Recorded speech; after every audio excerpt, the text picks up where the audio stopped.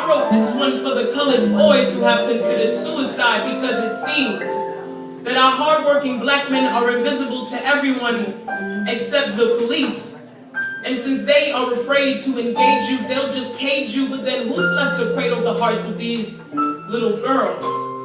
Because we've got videos going viral, spreading faster than STDs of little girls on their knees, sucking away their innocence in a pair of Skechers. I will pray for your soul, Amber Cole. You know, I wonder, if you swallowed your pride, would it travel down the same pipe as the semen you guzzled, or if it's lost? Amidst the dreams you've had as a little girl of becoming the first female president, but don't be ashamed because you are not the only one going down. You see, this world has been going downhill since they allowed them to take God out of schools and bring guns in the same book. That is wrong when you said ashamed, don't come because we have to go get that shit. Young man, this world won't always be as warm as the womb, but remember where you come from because that will lead you to where you belong. Remember that we are all created equal and in His image, and even though the gun-toting, weed-smoking brother looks cool in all his urban gear and iced-out chains, he isn't headed anywhere but a jail cell. Remember that he is your brother, not your nigga, no matter how misguided he may be. You see, this world is a war zone for the black man, and you are trapped in the middle, and I am afraid that just like Trayvon, the only weapons you will have in defense are iced tea and some Skittles. So when you see your father for the first time, whether it be at the corner store or on his deathbed, you forgive him for his banishment because due to it you learned abandonment and why you children should never live it, because you had to learn the hard way that if you are a father who does not take care of his sons, you will never have a Holy Spirit.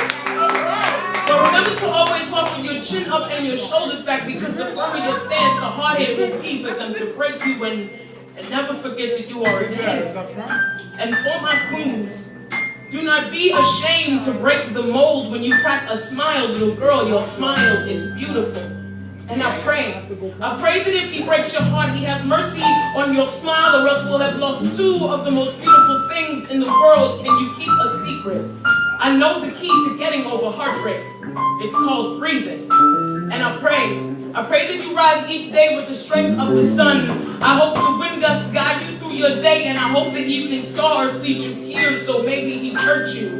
Forgive him, because he is a fool, but there is a man who will savor all of the broken pieces of you, and his name is God, and He is waiting for you to stop trying to shine bright like a diamond when you are already as fierce as the fucking sun. But until then, I am here to teach you all that you need to know. I can teach you boys how to love a woman and you girls how to be one. And if you ever need to sing, I pray to God that you would call to me, for I am the constant between what you want and what you need.